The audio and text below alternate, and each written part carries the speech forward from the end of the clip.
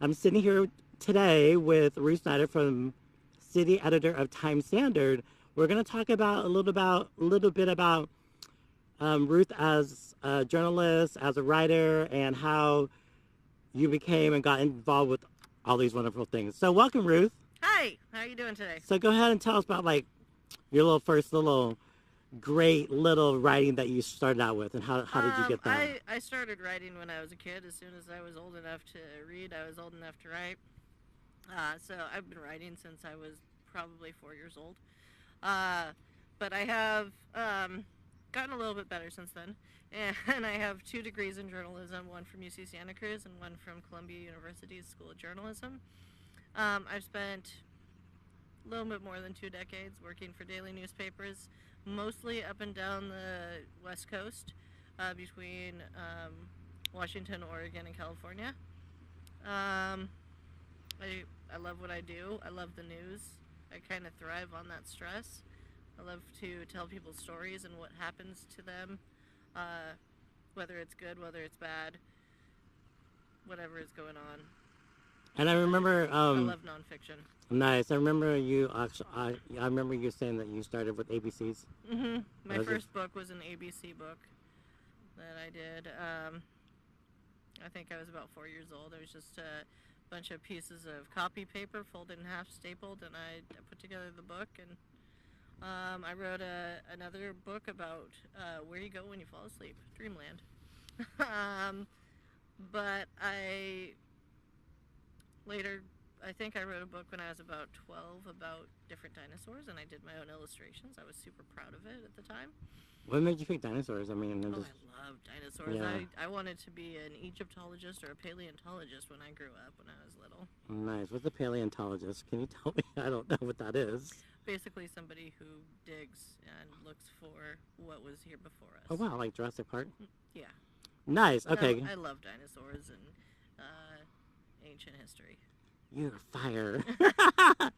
Nice. And so after all this, and after you did your little ABCs, your little um, figured out what you wanted to do, you decided to take it further and decided to go to like you went to college. You said.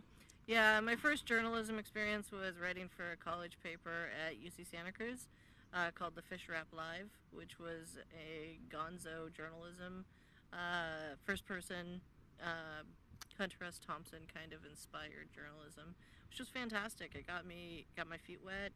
My first story that I wrote for them was a review of a Greek restaurant in which the owner used to dance around with a large, heavy wooden table in his mouth, and he would do this balancing act and have the beers that were on the table would still be intact when he was done dancing.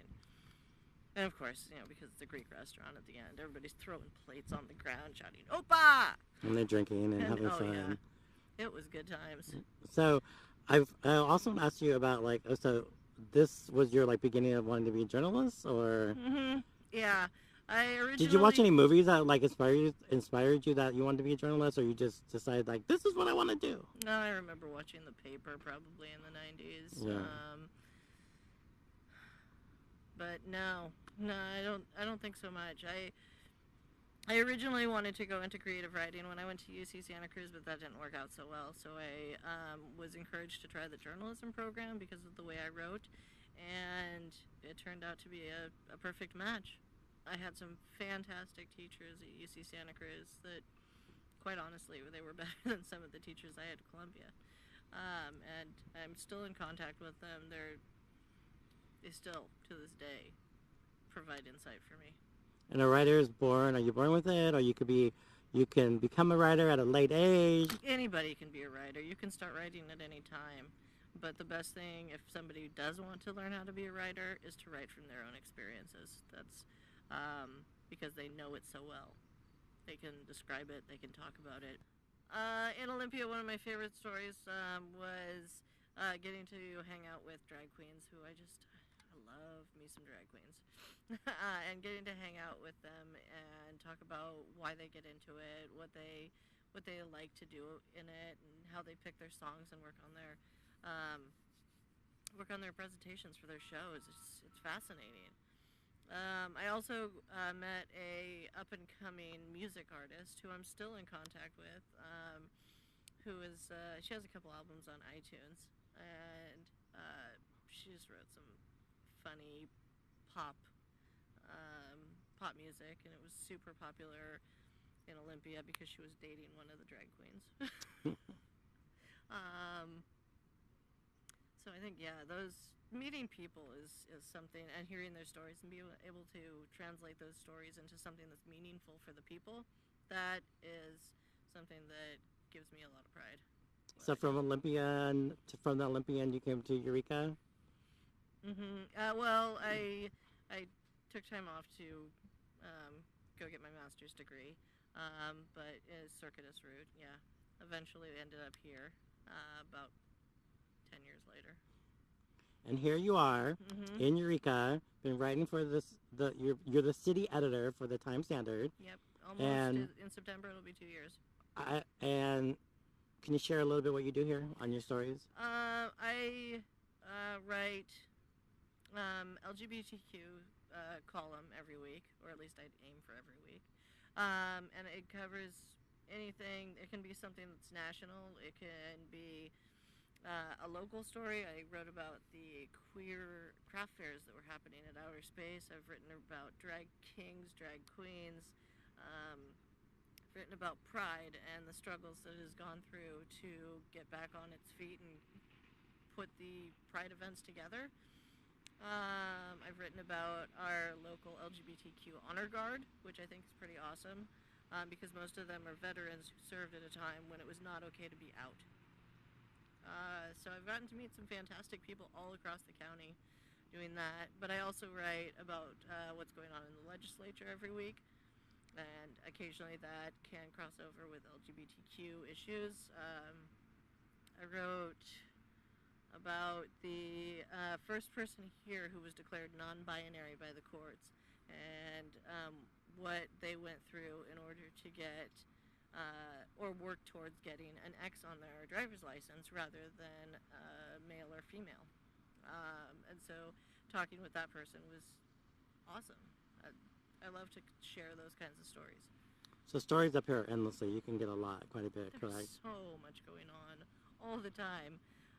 This week, right before I came here, was wrapping up a story about, it was reported this week that the Pope told a Chilean gay man that God made you like this and God loves you, which is a huge movement in how the Catholic Church views LGBTQ people.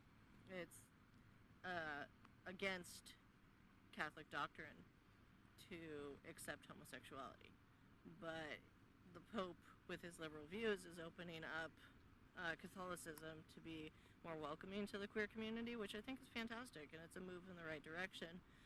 I reached out to all the local Catholic churches, none of whom called me back. The local churches didn't respond to my requests for comments about what the Pope said, and I reached out as high as the diocese in Santa Rosa, which oversees Humboldt County, and tried to get some comments from the bishop. But while that didn't work out, I was able to talk to a theologian at Humboldt State who used to share an office with Father Freed.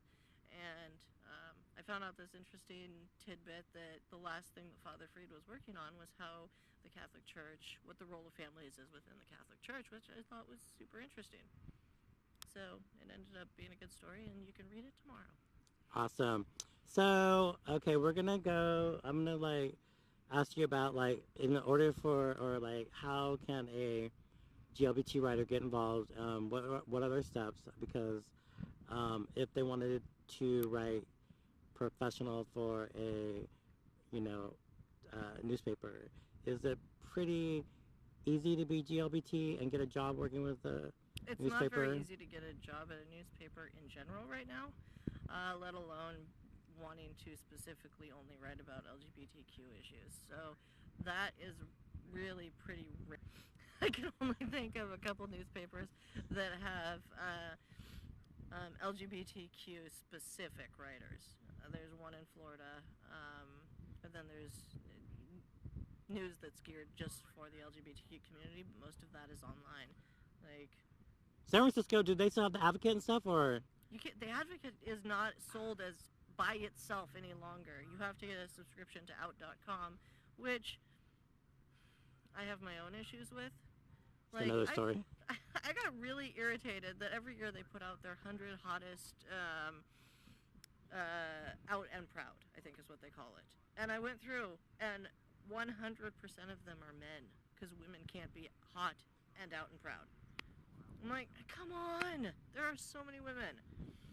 What? How do you not? There's a lot of hot lesbians. I mean, come on! There are so many. Oh, even if it was non-binary folks. What happened to Ellen DeGeneres and Portia? I mean, not just stars, but there's... Come on. Ruby Rose, come on. Come on. Nice. Well, that's sad. Okay, so... but no, there are publications. But if somebody wants to write about LGBTQ stuff, I would recommend they start their own blog and write whatever they want, because that's the place where you have all the freedom that you want. You can put out your opinions, you can put out what you see locally, nationally, you can respond to all of it. Start your own blog. It's worked for other LGBTQ websites. I mean, some of the websites that I look at most regularly, they just started as blogs. And now these individuals are actually, for the most part, able to make a living doing it by selling advertising and so on. Nice. Start your own blog, people. Yeah. Start your own blog. So, who is your favorite writer? And who do you love? I love Hunter S. Thompson's Gonzo journalism. I adore Rachel Maddow, both as a writer and as a news anchor. There's so many writers. I am a book whore. I mean, I have so many books at home. I love to read everything. I'm constantly reading. Every day at lunch when I get my break, I read something that is not news. I love Christopher Moore because he's crazy and funny and writes about the Bay Area. The list goes on. Nice. The list goes on. I love Fannie Flagg, but I've been watching old episodes of The Match Game lately. She's freaking hilarious. She wrote Fried Green Tomatoes. So what else can you say? What else you have to share? Not what else you have to share, but like for the future GLBT. So how can someone get involved with writing? I'm not sure if we already talked about this, but if someone that... Well, I just wanted to get your opinion, like, what could you share if there's someone that is going to watch this and says, I would like to be a writer? What is your inspiration for that person if they have doubts about what they're feeling? If they have about, doubts, well, not doubts. I'm saying about what their story's about, what they're like trying to say, and they just are struggling with that. So, like for those writers, the best way to figure out your story is come up with one sentence that describes your entire story. What's the point that you're trying to share? If you can get that into one sentence, then you can expand from there. If people are nervous about their writing, I say practice it. Write for yourself. You don't have to share it with anybody right away. And keep your spell checker on. And what do you say for future writers, like censors online? So what does the future look for, like writers, people that are writing today? I would for say news have reporters. multimedia skills. Know how to shoot a photo. Know how to edit a video.